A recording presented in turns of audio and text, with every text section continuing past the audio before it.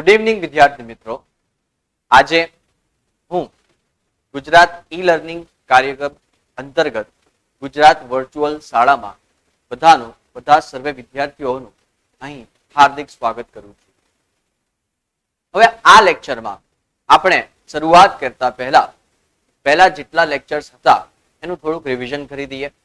Okay, પ્રકરણ 13 nucleus ચાલુ છે અને તેની અંદર આપણે સૌથી પહેલા ન્યુક્લિયસ શું છે, ક્યાં હોય છે, પછી આપણે જોયું કે ન્યુક્લિયસની ત્રિજ્યા કેટલી, r બરાબર r0 a⁻1/3 એનું સૂત્ર છે.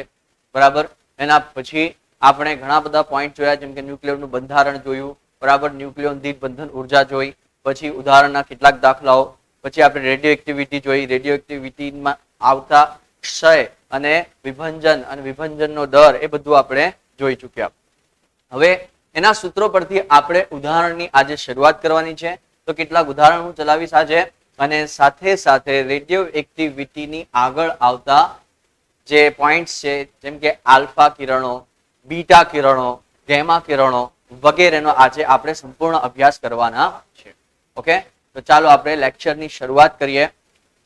હું કહું સૌથી પહેલા કે મારું નામ શેખ મોહમ્મદ અલમાસ છે અને હું મોહમ્મદી કોન્વેન્ટ હાઈસ્કૂલમાંથી આવું છું, જે ધોળકા તાલુકામાં અમદાવાદ ગ્રામ્યમાં ગુજરાતમાં આવેલી છે.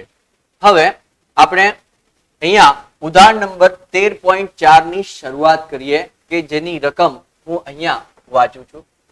એમાં સૌથી પહેલા આલ્ફા ક્ષય, બરાબર, આલ્ફા ક્ષય જે પામે છે, જેમ કે 2He4 એ આલ્ફા ક્ષય હોય. ઓકે, તો આલ્ફા ક્ષય પામતા, આલ્ફા ક્ષય પામતા, ક્ષય એટલે વિકિરણ ઉદ્ભવતા હોય, તો આલ્ફા ક્ષય પામતા યુરેનિયમ એટલે કે એના Z માટે 92 યુરેનિયમ 238. ઓકે, 92 યુરેનિયમ 238 યુરેનિયમનું આ ન્યુક્લિયસ છે. આ 92 યુરેનિયમ 238 નું અર્ધ આયુ છે, અર્ધ આયુ. ઓકે, અર્ધ આયુ 4.5 ગુણ્યા 10⁹ વર્ષ આપણને આપેલું છે. 4.5 ગુણ્યા 10⁹ વર્ષ આપણને આપેલું છે. 10⁹ વર્ષ આપણને આપેલું છે.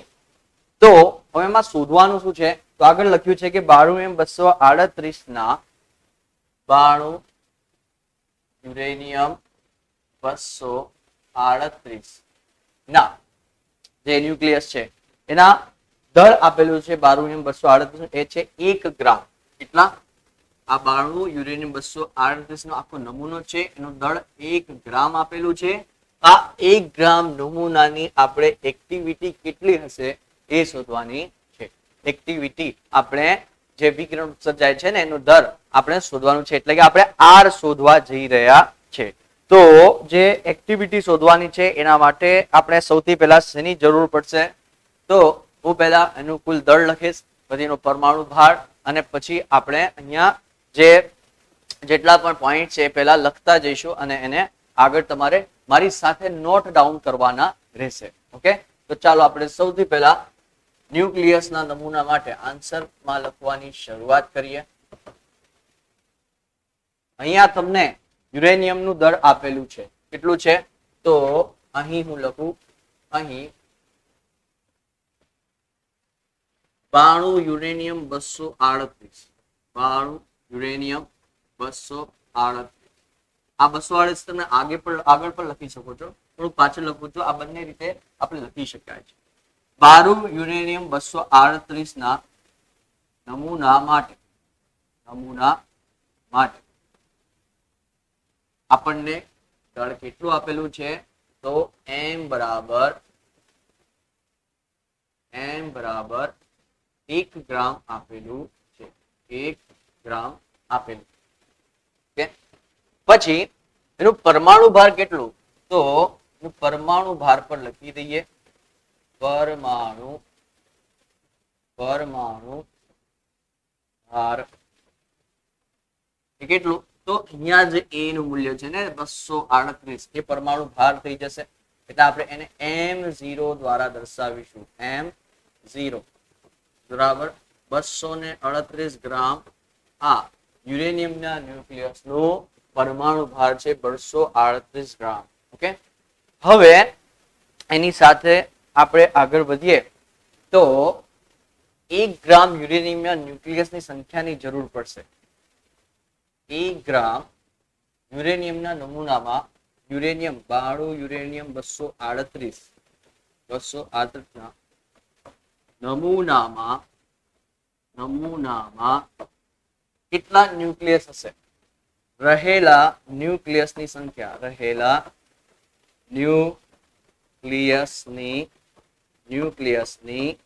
સંખ્યા આપણે શોધીએ. તે સંખ્યા કેટલી? તો એ શોધવા માટે હું અહીંયા લખું છું આટલી જગ્યા. તમે આ પોઈન્ટ નોટ ડાઉન કરતા રહેજો મારી સાથે, બરાબર? કારણ કે આ સ્ક્રીનમાં આપણે બીજું પણ લખવાનું રહેશે. હવે આ ન્યુક્લિયસની સંખ્યા માટે હું તમને એક સૂત્ર યાદ અપાવું. સૂત્ર આપણે ભણતા હતા ધોરણ 11 સાયન્સ. એની અંદર આપણે જ્યારે વાયુ વિશેની વાત કરી હતી, બરાબર? તો એ વાયુના મોલ દ્રવ્યની વાત કરી હતી. મ્યુ બરાબર n/Na બરાબર m/m0 એક સૂત્ર આવ્યું હતું. એ અહીંયા તમને યાદ અપાવું છું કે મ્યુ બરાબર મોલ જથ્થો, એના બરાબર n/Na, એના બરાબર m/m0. m0 શું છે? આપેલ ન્યુક્લિયસનો અણુભાર. m એટલે આપેલ ન્યુક્લિયસનો કુલ દળ, જેટલે જે નમૂનો હોય એનો દળ. n એટલે એ ન્યુક્લિયસની કુલ સંખ્યા અને n એટલે એવોગેડ્રો અંક, બરાબર? તો આ સૂત્ર પરથી આપણે લખીએ તો મારે n ને કરતા બનાવવાનું છે. n ને કરતા બનાવી લો. m/m0 ની સાપે na જશે એટલે ચોકડી ગુણાકાર થશે, na ત્યાં જશે. ઓકે, તો અહીંયા n ને આપણે કરતા બનાવીએ, એને સામે જશે તો n a into m/m0, બરાબર છે? હવે આપણે જાણીએ છીએ કે એવોગેડ્રો આંકનું મૂલ્ય કેટલું હોય છે? ખબર છે ને? અહીંયા ચાર્ટ બોક્સમાં હું તમને જોઈ રહ્યો છું, ઘણા બધા લોકો આવી ગયા છે. Very good. અને એનું મૂલ્ય 6.022 into 10⁻23 જેટલું ગુણ્યા એમ કેટલું છે? તો આપણે અહીંયા લખેલું છે 1 ગ્રામ. હવે 1 ગ્રામ અહીંયા મૂકીએ આપણે, 1 ગ્રામ, બરાબર? અને છેદમાં આપણે m0 કેટલું છે? તો 238 ગ્રામ છે. 238, બરાબર? તો હવે આપણે 6.022 into 10⁻23 into m એટલે 1 છેદમાં m0 એટલે 238. તો હવે આપણે અહીંયા ભાગાકાર ફક્ત 6.022 અને 238 નું કરવાનું રહેશે. તો ચાલો આપણે આનો ભાગાકાર કરીએ તો આપણને જે વેલ્યુ મળશે એ 0.0253. આ 6.022/238 કરશો તો આપણને 0.0253 મળશે. 0.023 મળશે. ઓકે, 0.023 હું બરાબર લખું.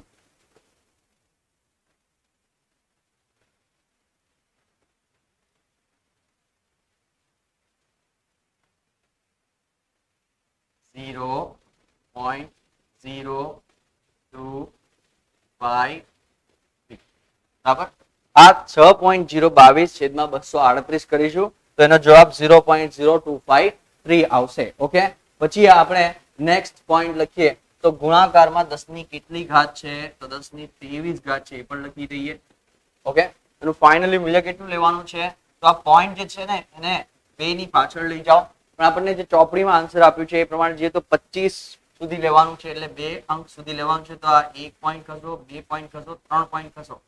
તો આપણે એનો એપ્રોક્સિમેશન લઈએ તો 25.3 ગુણ્યા, હવે 10 ની કેટલી ઘાત થઈ? તો અહીંયા આપણે 25.3 લખ્યા તો 1 2 3 ડેસિમલ જમણી બાજુ ખસ્યા તો 10 ની માઇનસ, એટલે કે 10 ની ઘાતમાં આપણે માઇનસ લેવાનું.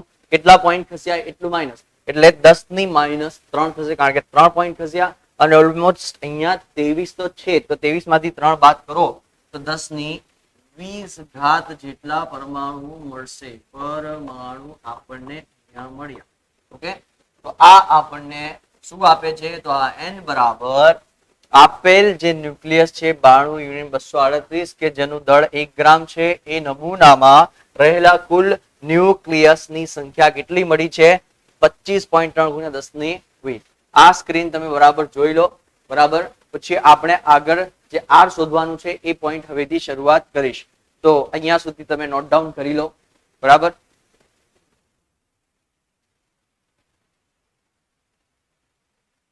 નોટ ડાઉન કરી લીધું બધાએ? ચલો હવે આપણે નેક્સ્ટ સ્ક્રીન ઉપર આગળ વધીએ. તો જે પોઈન્ટ અત્યારે મેળવ્યા n બરાબર 25.3 ગુણ્યા 10 ની 20 હું ફરીથી લખીશ. n બરાબર 25.3 ગુણ્યા 10 ની 20 ઘાત ગુણ્યા 10 ની 20 ઘાત આ આપણને મેળવ્યું. કેટલા પરમાણુઓ એટલે કેટલા ન્યુક્લિયસ અહીંયા 1 ગ્રામ યુરેનિયમમાં અવેલેબલ છે. હવે આપણને એની સાથે ટાઉ હાફ એટલે કે ટી હાફ અર્ધ આયુ પણ આપેલું છે. એ છે 4.5 ગુણ્યા 10 ની 9 વર્ષ. કેટલું આપેલું છે? T half. તો હવે કરીને લખીએ. ટી હાફ ની જરૂર પડશે આપણને કારણ કે આર શોધવાનું છે. તો ટી 1/2 ટી હાફ બરાબર કેટલું આપેલું છે? તો ચોપડીમાં છે 4.5 ગુણ્યા 10 ની 9 4.5 ગુણ્યા 10 ની 9 ઘાત વર્ષ તમને આ આપેલું છે. 4.5 ગુણ્યા 10 ની 9 ઘાત વર્ષ 4.5 ગુણ્યા 10 ની 9 ઘાત વર્ષ યર ફોર્મેટમાં આપેલું છે. ઓકે તો એ આપણે અહીંયા લખ્યું છે. પછી નેક્સ્ટ હવે આ વર્ષ છે ને આપણે એને સેકન્ડમાં કન્વર્ટ કરવું પડશે કારણ કે એસઆઈ યુનિટ પદ્ધતિમાં સમયનો એસઆઈ એકમ એ સેકન્ડ વર્ષ નથી. તો એના માટે વર્ષ માટે હું તમને કહું કે 4.5 ગુણ્યા 10 ની 9 ઘાત ને આપણે સૌથી પહેલા તેના વડે ગુણીએ તો એ 3.16 ગુણ્યા 10 ની 7 ઘાત 3.16 ગુણ્યા 10 ની 7 ઘાત. તો આ સેકન્ડમાં કન્વર્ટ થઈ જશે. વર્ષમાં કન્વર્ટ થઈ જશે. 3.16 ગુણ્યા 10 ની 7 ઘાત સેકન્ડમાં કન્વર્ટ થઈ જશે. આવું કેમ થયું? તો હું તમને બતાવું કે આ અંક કેવી રીતે આવે. તો આપણે જાણીએ છીએ કે 1 મિનિટમાં કેટલા સેકન્ડ હોય છે? 60 અને 1 કલાકમાં કેટલી મિનિટ હોય છે? 60. તો 60 સેકન્ડ 60 મિનિટ તો આપણું થશે 36 કલાક 36 સેકન્ડ 1 કલાક. તો હવે એક દિવસમાં કેટલા કલાક હોય? તો 24. તો 36 ને 24 વડે ગુણો. પછી એક દિવસ એટલા કેટલા વર્ષમાં હોય છે દિવસો? 365. તો 365 ગુણ્યા 24 ગુણ્યા 3600 આટલું કરશો ને તો તમને આ કિંમત 3.16 ગુણ્યા 10 ની 7 ઘાત જેટલી મળશે. સેકન્ડમાં 1 વર્ષનું કન્વર્ઝન છે. ઓકે એ તમે કેલ્ક્યુલેટ કરીને ચેક કરી શકો છો. હવે બરાબરની જગ્યાએ બરાબર 4.5 ને આપણે 3.16 વડે ગુણીએ તો આપણને જવાબ મળશે 14.22. કેટલું મળશે? 14.22 ગુણ્યા 10 ની કેટલી ઘાત? 7 ને 9 કેટલા થશે? 7 ને 9 16 જેટલું થશે. તો આપણને ટી હાફ 14.22 ગુણ્યા 10 ની 16 ઘાત સેકન્ડ જેટલું આન્સર મળશે. પરંતુ ચોપડીમાં જે આપેલું છે એ પોઈન્ટ અહીંયા 1.42 કરીને આપેલું છે. તો આપણે એક પોઈન્ટ અહીંયા ડેસિમલ ડાબી તરફ ખસીએ. ક્યાં ખસીએ? પોઈન્ટ ને ડાબી તરફ કહેશો તો એક પોઈન્ટ ડાબી તરફ એટલે 10 ની પ્લસ 1 ઘાત ઉમેરાશે. 1.42 મલ્ટીપ્લાઈડ બાય 10 માં 1 ઉમેરી દો તો 17 સેકન્ડ થઈ જશે. ચોપડી પ્રમાણે આપણે આન્સર લખ્યો ટેક્સ્ટબુક પ્રમાણે. ટી હાફ નું મૂલ્ય આપણને 1.42 into 10 સેકન્ડ મળ્યું. ખબર પડી ગઈ? આવી રીતે આપણે ટી હાફ મેળવ્યું. હવે n મળી ગયું, ટી હાફ મેળવી ગયું. હવે આપણે સીધી વાત કરી શકીએ એ છે એક્ટિવિટી. તો વિભાજન દર એટલે એક્ટિવિટી. તો આપણે જે શોધવાનું છે એક્ટિવિટી એટલે વિભાજન દર. તો તેથી હવે આપણે શરૂઆત કરી વિભાજન દરની. વિભાજન દર એટલે કે આર નું આપણે સૂત્ર લાસ્ટ ટોપિકમાં આપણે લાસ્ટ લેક્ચરમાં જોઈ ગયા હતા ને એક્ટિવિટીમાં. તો રેડિયો એક્ટિવિટીમાં આર એટલે n * લેમ્ડા. તો આર બરાબર આર બરાબર કેટલા થશે? તો આર બરાબર lambda into capital N. Lambda into capital N. આપણે જાણીએ છીએ કે લેમ્ડા એટલે 0.693 upon T half into N. તો આ બધાની વેલ્યુઝ છે આપણી પાસે. ટી હાફ ની વેલ્યુ અત્યારે આ છે 1.42 × 10⁻17. એન ની વેલ્યુ આપણી પાસે છે 25.9 બરાબર. તો અહીંયા કિંમતો મૂકીએ અને જવાબ લાવીએ તો 0.693 ડિવાઈડ બાય ટી હાફ ની જગ્યાએ આપણે લખ્યું 1.42 × 10⁻17. 1.42 ઇન્ટુ 10⁻17 ગુણ્યા ટી હાફ ની જગ્યાએ આપણે આ લખી દીધું 1.42 × 10⁻17. હવે n ની જગ્યાએ 25.3 × 10⁻20 25.3 ગુણ્યા 10⁻20. તો આનાથી આપણને r નું મૂલ્ય મળશે. તમારે હવે કેલ્ક્યુલેટરમાં શું કરવાનું છે? તો 0.693 multiplied by 25.3 okay divide by 1.42 કરશો તો તમને જે આન્સર મળશે, અહીંયા ચાર્ટ બોક્સમાં મને આન્સર આવતા જોઈ રહ્યા છે, સારું છે. તો એમાં તમને આન્સર મળશે 12.34. કેટલું મળશે? 0.693 મલ્ટીપ્લાય બાય 25.3 ડિવાઈડ બાય 1.42 કરશો ને તો તમને 12.34 મળશે. હા, બરાબર આન્સર આવી રહ્યા છે. Okay, very good. 12.34 multiplied by 10 ની કેટલી ઘાત? તો અહીંયા જો 20 છે છેદમાં 10 ની 17. 17 ઉપર આવશે તો -17 થઈ જશે. 20 માંથી 17 જાય તો કેટલા આવશે? તો 3 ઘાત આવશે. 20 માંથી 17 જશે તો 3 ઘાત અહીંયા આવશે. ઓકે, હવે જે ચોપડીમાં આન્સર છે એ બેક્વેરલમાં છે અને એ પોઈન્ટ પ્રમાણે જુઓ તો કન્વર્ટ કરી દો તો આ પોઈન્ટ આગળ લઈ આવો. તો આ પોઈન્ટ આગળ લઈ આવતા હવે આ પોઈન્ટ એક આગળ લઈ આવો તો 1.23 બે ડેસિમલ સુધી લખીએ અને 4 જે છે એને રાઉન્ડ ઓફ કરીએ તો 1.23 તો ગુણ્યા 10 ની કેટલી ઘાત? તો આ પોઈન્ટ ડાબી બાજુ થશે એટલે 10 ની 1 ઘાત ઉમેરાશે. તો પહેલા 10 ની 3 ઘાત હતી એની અંદર આપણે 1 ઘાત ઉમેરી દઈએ તો 10 ની 4 ઘાત બેક્વેરલ આન્સર આવશે. કારણ કે આ બેક્વેરલ એ વિભાજનના દરનો એકમ છે રેડિયો એક્ટિવિટીનો. ઓકે, તો આવી રીતે આ દાખલો કરવાનો અને r બરાબર 1.23 × 10⁴ બેક્વેરલ ચોપડી પ્રમાણે આપણે આન્સર લાવ્યા છે. તો એ તમે ચકાસી લો અને આ દાખલો આવી રીતે ગણ્યો છે તમે જોઈ લો.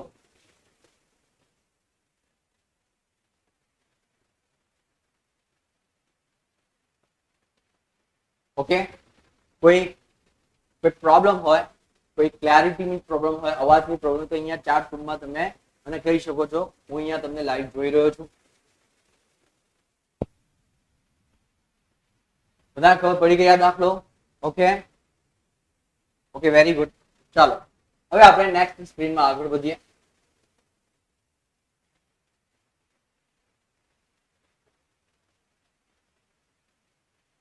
ઓકે, હવે બીજો દાખલો જોઈએ. ઉદાહરણ નંબર 13.4. ઉદાહરણ નંબર 13.5 છે એ જોઈએ. એમાં ટ્રિટિયમ આપેલું છે આપણને. શું આપેલું છે? Tritium. TR. Tritium TR. TR એટલે ટ્રિટિયમ. 12.5 વર્ષના અર્ધ આયુ. 12.5 વર્ષના અર્ધ આયુ. આ છે અર્ધ આયુ.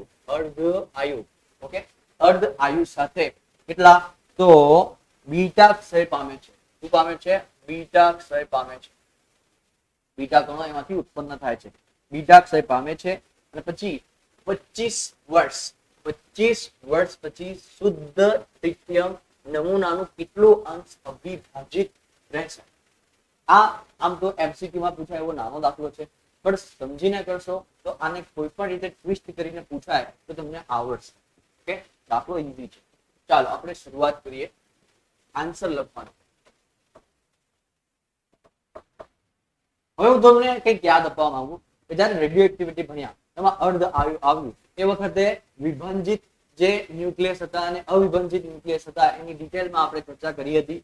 તો જે કુલ અવિભાજિત એટલે કે વિભાજન ના થયા હોય, એનું ડીકે એટલે કે ક્ષય ના થયું હોય તો પ્રારંભિક સમયે ન્યુક્લિયસની સંખ્યા આપણે કુલ N0 લીધી હતી. તો N0 કુલ સંખ્યા. હવે T હાફ પછી N0 નો અડધો થશે. પહેલા ટી હાફ પછી બીજા ટી હાફ પછી એ આપેલ ક્રમશઃ અડધી અડધી થતી જાય છે. એનો આજે આપણે ઉપયોગ કરીએ આ દાખલામાં. તો હું લખું છું કે ધારો કે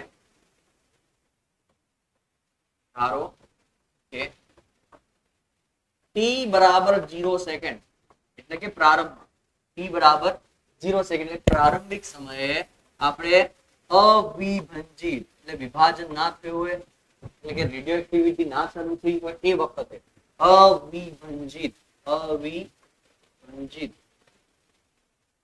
ન્યુક્લિયસની સંખ્યા ન્યુક્લિયસ કેટલા લઈએ ન્યુક્લિયસ ને આપણે n0 લઈએ કેટલા લઈએ n0 આટલા ન્યુક્લિયસ પ્રારંભમાં આપેલ છે એટલે કે આપેલ તત્વના ન્યુક્લિયસ પ્રારંભમાં આટલા બધા છે n0 જેટલા એ 16 હોઈ શકે 1000 હોઈ શકે લાખો હોઈ શકે આપણે એને n0 લીધું. હવે પ્રથમ ટી હાફ સમયે ટી હાફ પ્રથમ કેટલું છે તો આપણને આપેલું છે 12 પોઈન્ટ કેટલા આપ્યા હતા 12.5 હા અહીંયા છે 12.5 વર્ષ આપેલા છે 12.5 વર્ષ. તો હવે પહેલા ટી હાફ સમયે આપણને આ કેટલા મળશે તો n1 મળશે અને એને આપણે પ્રારંભિક સંખ્યાના n0 ના અડધા લઈશું એટલે અડધા ટી હાફ એટલે આની સંખ્યા અડધી. હવે બીજો પોઈન્ટ કે બીજા ટી હાફ સમયે તો ટી હાફ નંબર 2 બીજા ટી હાફ સમય એટલે હવે એના માટે ટી હાફ બીજા માટે પ્રારંભિક સંખ્યા કેટલી થઈ ગઈ n0/2 એટલે કે n1 તો એના અડધા કરો તો જો 12.5 હજી આપણે એડ કરીએ તો 12.5 કેટલા થઈ જશે 12.5 પહેલાના પ્લસ 12.5 પછીના તો ટોટલ 25 વર્ષ થશે 25 વર્ષ. તો એના માટે n2 કેટલા બાકી રહેશે તો આ જ્યારે n1 માટે n0 ના અડધા તો n2 માટે n1 ના અડધા એ કેટલા થશે અહીંયા બરાબર લખું તો n2 બરાબર n1 ના અડધા હવે n1 કેટલું છે n0/2 જેટલું તો n1 ની જગ્યાએ આપણે લખીશું n0/2 તો અહીંયા અંશમાં પણ છેદ છે એટલે કે છેદનો છેદ અંશમાં અને છેદમાં ગુણાય તો n0 તો છેદ અહીંયા છેદમાં 2 4 તો આ છે તમારો ફાઇનલ આન્સર કે કેટલા ન્યુક્લિયર આપણે અહીંયા ટી હાફ એટલે 25 વર્ષ પછી કેટલા અવિભાજિત થશે એટલે વિભાજન કેટલા થશે તો પ્રારંભિક અવિભાજિતના ચોથા ભાગના થશે. તો આપણને ચોપડીમાં આન્સર આપેલું છે ને કે ચોથા ભાગના જેટલા અહીંયા ટી હાફ એટલે 25 વર્ષ પછી આટલા વિભાજિત થઈ ગયા છે n0/4 એટલે ચોથા ભાગ. ખબર પડી ગઈ બધાને? ઓકે. તો આ મેથડ થોડીક અલગ છે ચોપડીના ઉદાહરણના દાખલા પરથી પણ આપણે એ ફોર્મેટ જે થિયરીનું હતું એ ઉપયોગ કર્યો છે અને આ તમને ખબર પડી જશે એ ફોર્મેટમાં. ઓકે જોઈ લો.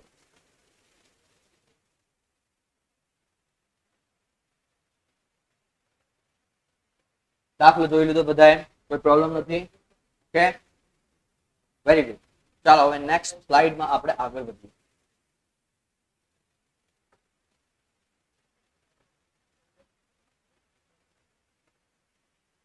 હવે આપણે આલ્ફા ડીકે એટલે કે આલ્ફા ક્ષય અને ઇંગ્લિશમાં અંગ્રેજીમાં આલ્ફા ડીકે કહેવાય. હવે એમાં શું છે તો આપણે આગળ વધીએ અને જોઈએ. એ છે કે આલ્ફા કણ એ શું છે હિલિયમ એટલે કે 2He4 ના ન્યુક્લિયસ. ઓકે તો આલ્ફા કણ એ બીજું કઈ નથી વિકિરણ એ છે કે જે ન્યુક્લિયસ છે તરંગ સ્વરૂપે એ છે 2He4 ના ન્યુક્લિયસ. ઓકે એને આપણે આલ્ફા કણો કહેવાના છે. ઓકે આગળ વધીએ નેક્સ્ટ પોઈન્ટ. તો કે રેડિયો એક્ટિવિટી ની ઘટનામાં રેડિયો એક્ટિવ તત્વના ન્યુક્લિયસ અસ્થાયી છે. ઓકે એ અસ્થાયી હોવાથી સ્થાયી બનવા માટે પોતાનામાંથી જે વધારાના ન્યુક્લિયસ છે એ પોતાનામાંથી દૂર કરે છે અને રેડિયો એક્ટિવિટી ની ઘટના એમાં થાય છે. તો વિભાજન પામે છે અને નવા તત્વનો ન્યુક્લિયસ બનાવે છે. ઓકે ફરીથી જુઓ કે રેડિયો એક્ટિવિટી ની ઘટનામાં રેડિયો એક્ટિવ તત્વના કેટલાક ન્યુક્લિયસ અસ્થાયી હોવાથી વિભાજન પામે છે અને નવા તત્વોનો ન્યુક્લિયસ બનાવે છે. ઓકે, હવે એમાંથી આલ્ફા કણો કેટલા કેવી રીતે નીકળશે એ આજે આપણે જોવાનું છે. નેક્સ્ટ લાઈનમાં છે કે અહીં વિભાજન પામતા ન્યુક્લિયસને જનક ન્યુક્લિયસ કહેવાનું છે. જનક ન્યુક્લિયસ એટલે શું?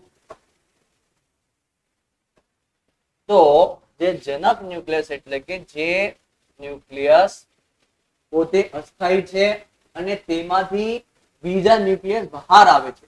તો જે જનક છે એ પેરેન્ટ ન્યુક્લિયસ કહેવાય છે. એ પોતાનામાંથી બીજા ન્યુક્લિયસને જન્મ આપે છે એટલા માટે. તો આ જનક ન્યુક્લિયસ. અને જે નવા બનતા ન્યુક્લિયસ છે એને જનિત ન્યુક્લિયસ.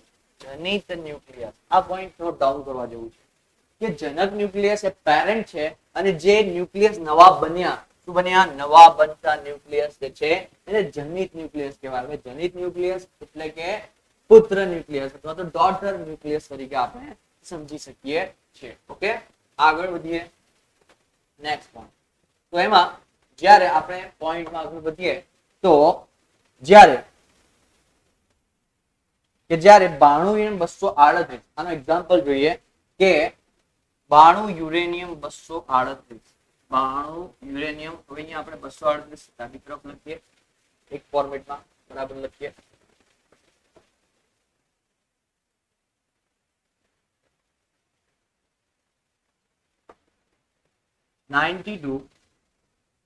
યુરેનિયમ 238 ક્ષય પામે. કેમ? કારણ કે યુરેનિયમ એ અતિ ભારે તત્વ છે. Z બરાબર 92 છે. ઓકે, Z બરાબર 83 થી વધારેના પરમાણુ ક્રમાંક ધરાવતા લગભગ બધા જ કેટલા પણ ન્યુક્લિયસ છે એ અસ્થાયી છે. ભારે હોવાથી પોતાનામાંથી એ સ્થાયીપણું પ્રાપ્ત કરવા માટે પોતાનામાંથી સળંગ ન્યુક્લિયસનું સતત ઉત્સર્જન કરતા રહે છે. એટલે રેડિયોએક્ટિવિટી ની ઘટના એમાં થાય છે.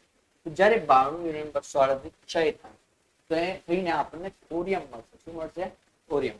તો થોરિયમનો પરમાણુ ક્રમાંક રહેશે 90 અને થોરિયમનું જે પરમાણુ ભાર છે 238 માંથી 4 ઓછા કરી દો તો 234 રહેશે. તો જ્યારે 92 યુરેનિયમ 238 ક્ષય થઈને 90 થોરિયમ 234 બને છે ત્યારે શું ઉત્પન્ન થાય છે? તો એ આલ્ફા કણ ઉત્પન્ન થાય છે 2He2. બરાબર, 92 યુરેનિયમ 238. ઓકે, એક ક્ષય થયો એટલે કે વિભાજિત થયો, એમાંથી વિકિરણ થયું એટલે કે એમાંથી નવો ન્યુક્લિયસ બન્યો. કયો? થોરિયમ. 90 થોરિયમ 234 બને છે. તો એની સાથે બીજા ખૂબ જ સૂક્ષ્મ ઓછા Z ધરાવતા 2He4.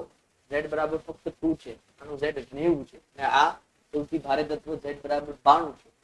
તમે જુઓ કે આલ્ફા કણો આવી રીતે ઉત્સર્જિત થાય. ઓકે, ખબર પડી ગઈ? તો આ એક આલ્ફા કણનો એક સિમ્પલ એક્ઝામ્પલ છે. હવે એ પોઈન્ટમાં આપણે આગળ વધીએ. તો દાખલા તરીકે હું લખવા માંગીશ નેક્સ્ટમાં. દાખલા તરીકે જે એને પ્રક્રિયા સ્વરૂપે લખો, 92 238 વાળા ફોર્મને આપણે પ્રક્રિયા સ્વરૂપે લખો તો 92 યુરેનિયમ 238 ઇન્ડ્યુસ. હવે એમાંથી 92 યુરેનિયમ 238 નું વિભાજન થયું તો શું થયું? 90 થોરિયમ 234 બન્યું. ઓકે, તો અહીંયા 38 છે, અહીંયા 92 છે, અહીંયા 90 છે. તો પ્લસ જે બી આવશે તો હિલિયમ આવશે અને એમાં 90 માં કેટલો ઉમેર્યો તો 92 થઈ જાય 2. 234 માં કેટલું ઉમેર્યું તો 238 થઈ જાય 4. તો 284 આવી રીતે બને છે. આ પ્રક્રિયા આલ્ફા ક્ષયની પ્રક્રિયા સ્વરૂપે ઓળખાય છે. યુરેનિયમનું થોરિયમમાં રૂપાંતર થાય અને એની સાથે આલ્ફા કણો છૂટા પડે છે. આ છે આલ્ફા કણોના ઉત્સર્જનની પ્રક્રિયા. ઓકે, તો આ પોઈન્ટ બધાને ખબર પડી ગઈ હશે. ઓકે, હવે નેક્સ્ટ લાઈનમાં આપણે આગળ વધીએ. નેક્સ્ટ લાઈન છે કે આલ્ફા ક્ષયની ઘટનામાં જનક તત્વ કરતા જનિત તત્વના પરમાણુ ક્રમાંકનું મૂલ્ય 2 એકમ ઓછું. 2 એકમ ઓછું. તેનો પરમાણુ ક્રમાંક Z નું મૂલ્ય 2 એકમ ઓછું અને પરમાણુ ભારનું મૂલ્ય 4 એકમ જેટલું ઓછું હોય છે. ઓકે, તમે અહીંયા જોઈ શકો છો આ લાઈન ઇઝીલી સમજી શકાય એવી છે કે ભાઈ આ છે આલ્ફા ક્ષયની ઘટના કે જેમાં જનક તમે જુઓ જનક, આ જનક ન્યુક્લિયસ છે કે જે બીજો ન્યુક્લિયસનો જન્મ આપશે અને એક જનિત ન્યુક્લિયસ છે, જનિત ન્યુક્લિયસ કે જે યુરેનિયમમાંથી બહાર આવ્યો એક થોરિયમ છે એ 92 માંથી કેટલા ઓછો છે Z એટલું ઓછું છે 2 જેટલું અને અહીંયા પરમાણુ ભાર જો થોરિયમ 234 છે જે યુરેનિયમ 238 કરતા 4 જેટલું ઓછું છે. તો આ લાઈન ઇઝીલી સમજી શકાય છે કે આલ્ફા ક્ષયની ઘટનામાં જનક તત્વ કરતા આ જનક તત્વ એક જનિત તત્વના પરમાણુ ક્રમાંકનું મૂલ્ય 2 એકમ ઓછું અને પરમાણુ ભારનું મૂલ્ય 4 એકમ જેટલું ઓછું છે. ઓકે, હવે આગળ વધીએ. દાખલા તરીકે આ યુ કોઈ પણ આપણે હવે કોઈ પણ પ્રક્રિયા માટે લખીએ કે આલ્ફા ક્ષયની કોઈ બી પ્રક્રિયા હોય, કોઈ પણ ભારે ન્યુક્લિયસ હોય તો એ જનક હોય તો એને આપણે ZX A દ્વારા દર્શાવીએ. આ જનક યુરેનિયમની જગ્યાએ આપણે ZX લખીએ. ઇટ gives તો જે પણ જનિત ન્યુક્લિયસ બનશે એને આપણે Y કહીએ, નિપજ Y કહીએ. તો એના માટે Z માંથી કેટલા બાદ કરવાના? તો 92 માંથી 2 બાદ કરો 90 એટલે Z માંથી 2 બાદ કરવું પડે અને એના A માં કેટલા? તો 238 માટે 4 બાદ કરો 234 થાય ને તો અહીંયા A માંથી 4 બાદ કરીએ.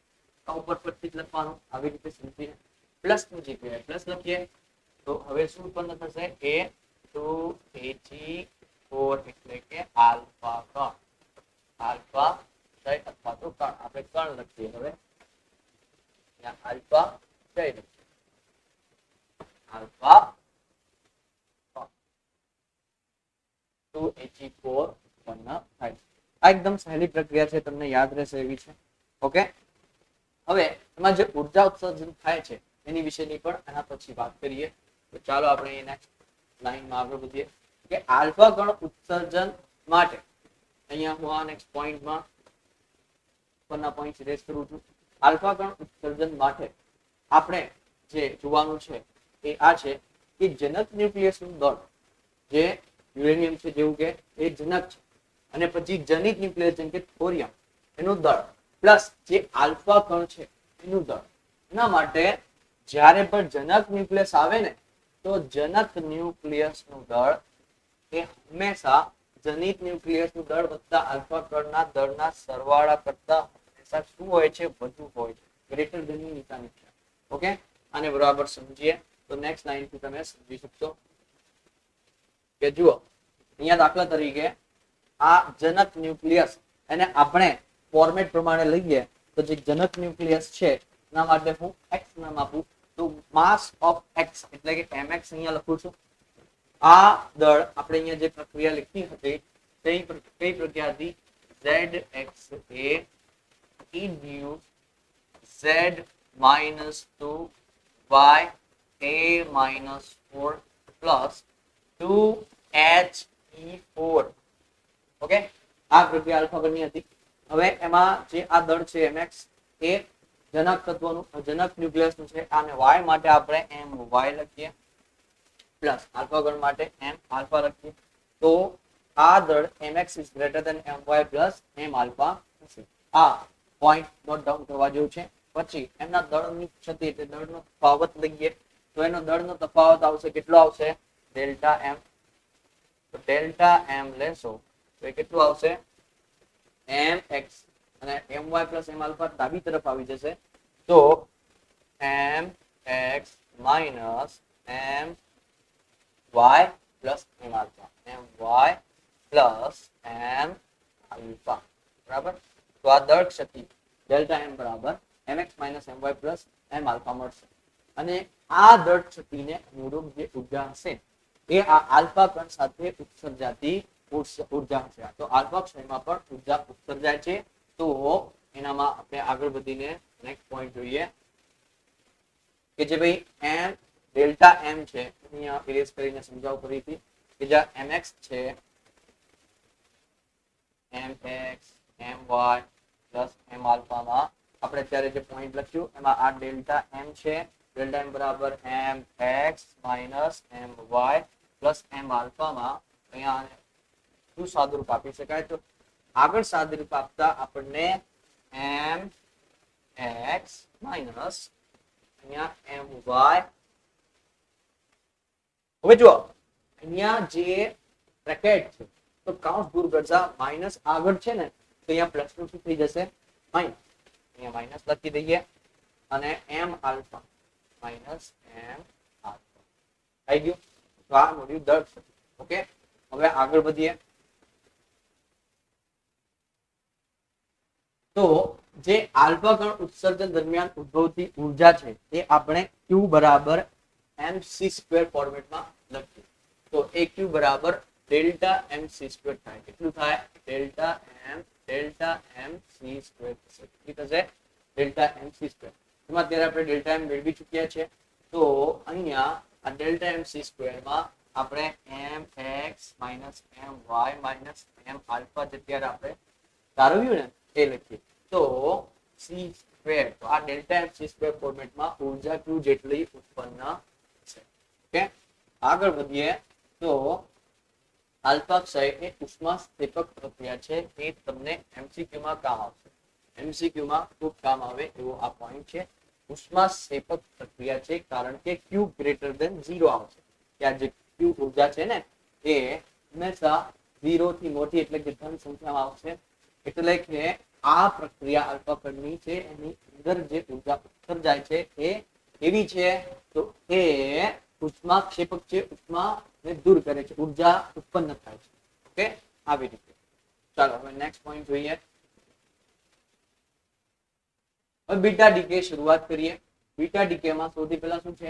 ક્ષયની પ્રક્રિયામાં ન્યુક્લિયસ આપમેળે પોતાનામાંથી ઇલેક્ટ્રોન, તો ઇલેક્ટ્રોન શું છે તેને આપણે E- પણ કહી શકીએ અથવા તો બીટા માઇનસ પણ કહી શકીએ. બરાબર, કારણ કે બીટા ડીકે ના સિમ્બોલ સ્વરૂપે બીટા ક્ષય આપણે ભણી રહ્યા છે. બીટા ક્ષય, બરાબર, બીટા ક્ષય. Okay, beta. તો ક્ષયની પ્રક્રિયામાં ન્યુક્લિયસ પોતાનામાંથી આપમેળે ઇલેક્ટ્રોન ન્યુક્લિયસ અંદરથી ઉત્સર્જન કરે છે. તો પેલા ઇલેક્ટ્રોન એટલે કે બીટા માઇનસ. ઇલેક્ટ્રોનના અહીંયા બે નામ છે. ઇલેક્ટ્રોનને E- પણ કહી શકાય તો બીટા માઇનસ પણ કહી શકાય. તો બીટા કણ એક ઇલેક્ટ્રોન જ છે અને પોઝિટિવ બીજું શું છે? તો પોઝિટિવ ઇલેક્ટ્રોન છે. તો પોઝિટિવ ઇલેક્ટ્રોનના આપણે નામ આપીએ અને એ છે E+. આ કન્ફ્યુઝ ના થતા. અહીંયા ઇલેક્ટ્રોન જ છે પણ એનો વિદ્યુત ભાર ધન હશે એટલે પોઝિટિવ ઇલેક્ટ્રોન એટલે ધન ઇલેક્ટ્રોન છે. આ પ્રોટોન નથી, આ ઇલેક્ટ્રોનનો પ્રતિકણ છે, પોઝિટિવ ઇલેક્ટ્રોન. એને આપણે બીટા કણ સ્વરૂપે બીટા પ્લસ લખી શકીએ. એ ઉત્સર્જન કરે છે ક્યારે? જ્યારે બીટા ક્ષયની પ્રક્રિયા થાય છે ત્યારે. ઓકે, તો દાખલા તરીકે આપણે કોઈ એક એક્ઝામ્પલ લઈએ ફોસ્ફરસનો. તો ફોસ્ફરસનો જે એક્ઝામ્પલ છે એમાં 15 ફોસ્ફરસ 32. તો અહીંયા 15 ફોસ્ફરસ 32. એનાથી તમને જે સલ્ફર બનશે તો સલ્ફર છે એ છે 16 સલ્ફર 32. તો એમાં જે છૂટું પડશે એ કેટલું થશે? -1 એટલે કે E- એટલે કે બીટા કણ ઉત્પન્ન થશે, બીટા માઇનસ કણ ઉત્પન્ન થશે પ્લસ ન્યુટ્રિનો નામના કણો ઉત્સર્જન થાય છે. પણ એ જ્યારે ઇલેક્ટ્રોન ઉત્પન્ન થાય છે એટલે એન્ટી ન્યુટ્રિનો ઉપર બાદ કરીએ તો આ એન્ટી ન્યુટ્રિનો ઉત્પન્ન થશે. Anti neutrino.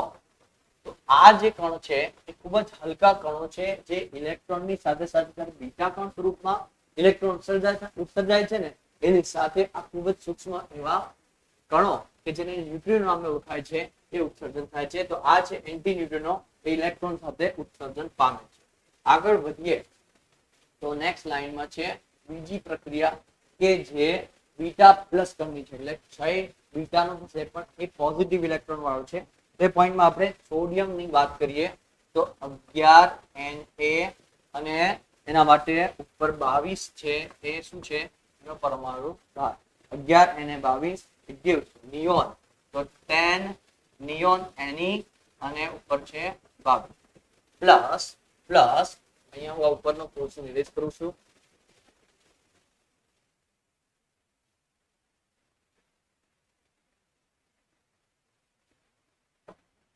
તો અહીંયા જે શું થશે એ E પ્લસ એટલે કે ઇલેક્ટ્રોન જ છે પણ એ પોઝિટિવ છે એટલે એ પોઝિટિવ ઇલેક્ટ્રોન પોઝિટ્રોન છે જેને આપણે બીટા પ્લસ કણ સ્વરૂપે પણ ઓળખી શકીએ છીએ પ્લસ સાથે બીજા કણો ઉત્સર્જિત થાય છે એ છે ન્યુટ્રિનો એ શું છે ન્યુટ્રિનો કે આ કણો ઉત્સર્જન પામે ખબર પડી ગઈ આગળ વધીએ તો અહીં બીટા ક્ષય દરમિયાન બીટા ક્ષય જે ઉત્પન્ન થાય છે ઇલેક્ટ્રોન્સ એ દરમિયાન ઉત્સર્જન પામતા ન્યુટ્રિનો અહીંયા હું આ પોઈન્ટ બરાબર ડિલીટ કરું અને સમજાવું કે બીટા ક્ષય દરમિયાન ઉત્સર્જન પામતા ન્યુટ્રિનો અને એન્ટ્રી ન્યુટ્રિનો એકબીજાના પ્રતિગણ છે કે એકબીજાના પ્રતિગણ છે જેમ કે ઇલેક્ટ્રોન છે પોઝિટ્રોન છે પછી બંને એકબીજાના પ્રતિગણ છે એ ત્રણ ન્યુટ્રિનો અને એન્ટી ન્યુટ્રિનો ન્યુટ્રિનો માટે આપણે કયો પોઈન્ટ લખ્યો હતો તો ન્યુટ્રિનો માટે આપણે આ સિમ્બોલ મૂક્યો અને એન્ટી ન્યુટ્રિનો માટે આપણે આ વી જેવો બાર જેવો સિમ્બોલ લખ્યો ઓકે નેક્સ્ટ પોઈન્ટમાં આગળ વધીએ તો આ ન્યુટ્રિનો છે એ વિદ્યુતની દ્રષ્ટિએ તટસ્થ હોય છે અને તેના ઉપર કોઈ વિદ્યુતભાર હોતો નથી તે તટસ્થ હોય છે તે ખૂબ જ અલ્પ દળ ધરાવે છે જે ઇલેક્ટ્રોનના દળ કરતા પણ ખૂબ જ નાનું છે અને તેઓ બીજા કોઈ પણ મોટા દ્રવ્ય સાથે નહીવત આંતરક્રિયા કરે છે એટલે કોઈ પ્રક્રિયા કરતા જોવા મળ્યા નથી એટલે પૃથ્વી જેવા મોટા દ્રવ્યમાંથી પણ જો બહારથી આવે પૃથ્વી પર સ્થળાય તો કોઈ પ્રક્રિયા કર્યા વગર સીધા દ્રવ્યમાંથી આર પાર પસાર થઈ જાય છે આ ન્યુટ્રિનો કણોની આ લાક્ષણિકતા છે ગુણધર્મો છે ખબર પડી ગઈ નેક્સ્ટ પોઈન્ટ કે જેમાં આપણે વિસ્તૃત માહિતી મેળવીએ કે બીટા ક્ષય દરમિયાન બીટા ક્ષય દરમિયાન A નું મૂલ્ય બદલાતું નથી પરંતુ બીટા માઇનસ ક્ષયમાં Z માં જેનો વધારો થાય છે તો Z માં 1 નો વધારો થાય છે એટલે 1 એકમ જેટલો વધારો થાય છે ઓકે અને બીજો ક્ષય લઈએ તો એ બીટા પ્લસ ક્ષયમાં 1 નો ઘટાડો આ યાદ રાખજો MCQ માં પૂછાય છે કે જ્યારે બીટા ક્ષય ચાલુ હોય એ દરમિયાન એ એટલે કે પરમાણુ ભાર બદલાશે નહીં પરંતુ બદલાતું શું તો એમાં પહેલી પ્રક્રિયા બીટા માઇનસ ની અને બીજી બીટા પ્લસ બીટા માઇનસ હોય આ બીટા માઇનસ એટલે ઇલેક્ટ્રોન ઉત્સર્જાતા હોય તો Z માં 1 નો વધારો આ માઇનસ નો ઓપોઝિટ વધારો ઓકે અને બીટા પ્લસ હોય તો ક્ષયમાં Z માં 1 નો ઘટાડો થાય છે Z ની અંદર 1 નો ઘટાડો થાય છે ઓકે એ ઉલટું યાદ રાખવાનું નેગેટિવ હોય બીટા માઇનસ હોય તો Z માં 1 વધે અને બીટા પ્લસ એટલે પોઝિટિવ ઇલેક્ટ્રોન પોઝિટ્રોન હોય તો 1 Z માં ઘટાડો થાય છે ઓકે આગળ કે બીટા ક્ષયની મૂળભૂત પ્રક્રિયા શું છે તો બીટા ક્ષયની મૂળભૂત ન્યુક્લિયર પ્રક્રિયા હું તમને લખીને બતાવું છું અને એ છે કે બીટા ક્ષયની ન્યુક્લિયસ પ્રક્રિયા એમાં ન્યુટ્રોન અને પ્રોટોન બંને છૂટા પડે છે કેવી રીતે તો આપણે આમાં આગળ વધીએ તો બીટા ક્ષયની મૂળભૂત ન્યુક્લિયર પ્રક્રિયામાં ન્યુટ્રોન છૂટા પડે છે જ્યારે ન્યુટ્રોનનું વિખંડન થાય તો પણ બીટા ક્ષય ઉત્પન્ન થાય છે તો સૌથી પહેલા પ્રોટોન ઉત્પન્ન થાય પ્લસ ઇલેક્ટ્રોન ઉત્પન્ન થશે અને જ્યારે પણ ઇલેક્ટ્રોન ઉત્પન્ન થાય તો એની સાથે ન્યુટ્રિનો નામના એન્ટી ન્યુટ્રિનો કણો ઉત્પન્ન થાય છે અને બીજી પ્રક્રિયા લો પ્રોટોનનું વિખંડન થાય એટલે પ્રોટોન માંથી ન્યુટ્રોન ઉત્સર્જાય જેમ ન્યુટ્રોન માંથી પ્રોટોન ઉત્સર્જાય એ જ પ્રમાણે પ્રોટોન માંથી ન્યુટ્રોન ઉત્સર્જાય તો પ્લસ E પ્લસ એટલે કે પોઝિટિવ ઇલેક્ટ્રોન પોઝિટ્રોન ઉત્સર્જાય છે પ્લસ ન્યુટ્રિનો નામના કણો ઉત્સર્જન પામે ન્યુટ્રિનો આ પોઈન્ટ યાદ રાખવા જેવા છે ઓકે ખબર પડી ગઈ આ ખૂબ જ અગત્યના MCQ માં પૂછાય તેવા પોઈન્ટ હવે છેલ્લો આપણે ગામા ક્ષય પણ જોઈ લઈએ આની પ્રક્રિયા છે એ ખબર પડી જશે નેક્સ્ટ પોઈન્ટમાં આપણે ગામા ક્ષય ગેમા ડીકે એટલે ગેમા આ આપણે જોઈએ માં સૌથી પહેલી લાઈન છે કે પરમાણુમાં જેવી રીતે ઉર્જા સ્તરો હોય છે એવી જ રીતે ન્યુક્લિયસમાં પણ ઉર્જા સ્તરો હોય છે હવે આપણે પરમાણુ જોઈ ગયા એમાં જુદી જુદી કક્ષા હોય છે તો કક્ષા પ્રમાણે ઉર્જા હોય છે તે ઉર્જા સ્તરો હોય છે તો એમાં પણ આપણે ઘણી બધી ઘટનાઓ જોઈ. તો ન્યુક્લિયસમાં પણ ઉર્જા હોય છે, ઉર્જા સ્તરો હોય છે. ઓકે, તો એ ઉર્જા સ્તરોથી શું થાય કે પરમાણુના ઉર્જા સ્તરોના મૂલ્યો ઇલેક્ટ્રોન વોલ્ટના ક્રમના હોય. કેટલા ક્રમના હોય છે? ઇલેક્ટ્રોન વોલ્ટ eV ના ક્રમના હોય. જ્યારે ન્યુક્લિયર ઉર્જા સ્તરોના મૂલ્યો કેટલા? તો એ થશે બિલિયન ઇલેક્ટ્રોન વોલ્ટના ક્રમના. બિલિયન ઇલેક્ટ્રોન વોલ્ટના ક્રમના, એટલે લાખોના ક્રમના હોય છે. ઓકે, આગળ વધીએ. તો નેક્સ્ટ પોઈન્ટમાં આપણે જોઈએ કે જ્યારે ન્યુક્લિયસ આપમેળે ઉત્તેજિત અવસ્થામાંથી ધરા અવસ્થામાં સંક્રાંતિ કરે, એટલે કે નીચે જાય. ઉત્તેજિત અવસ્થામાંથી કોઈ એક ન્યુક્લિયસ નીચેની ધરા અવસ્થામાં જાય છે તો શું થાય? તો ત્યારે તે બે ઉર્જા સ્તરો વચ્ચેના ઉર્જાના તફાવત જેટલી ઉર્જાનો ફોટોન ઉત્સર્જિત કરે છે. આ ઘટનાને ગેમા ક્ષય કહે છે. ઉત્સર્જિતમાંથી ધરા અવસ્થામાં, બરાબર. અને છેલ્લે કે જ્યારે આલ્ફા અને બીટા ક્ષયના પરિણામે ઉત્સર્જિત થયેલ ન્યુક્લિયસ ઉત્તેજિત અવસ્થામાંથી ધરા અવસ્થામાં સંક્રાંતિ કરે છે ત્યારે ગેમા કિરણ ઉત્સર્જિત કરે છે. આ સિમ્પલ પોઈન્ટ. અને છેલ્લો પોઈન્ટ છે કે જ્યારે અહીંયા આપણે એક કોબાલ્ટની એક્ઝામ્પલ લઈ લઈએ. તો કોબાલ્ટનો એક્ઝામ્પલ લઈ લઈએ તો કોબાલ્ટનો જે પરમાણુ ક્રમાંક છે એ છે 27 કોબાલ્ટ 60. 27 કોબાલ્ટ 60. એના બીટા ક્ષયથી ઉત્સર્જિત જે નિકલ છે એનો 28 નિકલ 28 નિકલ 60, બરાબર. એ ન્યુક્લિયસની ધરાવસ્થામાંથી સંક્રાંતિ દરમિયાન ક્રમશઃ ઉત્સર્જિત 1.17 મિલિયન ઇલેક્ટ્રોન વોલ્ટ અને 1.33 મિલિયન ઇલેક્ટ્રોન વોલ્ટ ઉર્જા ધરાવતા ગેમા કિરણો છે કે જે આકૃતિમાં તમને બતાવેલું છે, જે ચોપડીની આકૃતિ છે, જે તમે સમજી શકો છો. તો અહીંયા રાખીએ અને અહીંયા સુધીનો જેટલો પણ તમે અભ્યાસ કર્યો છે એની બરાબર નોટ્સ બનાવશો અને આપણે નેક્સ્ટ લેક્ચરમાં મળીશું. ઓકે.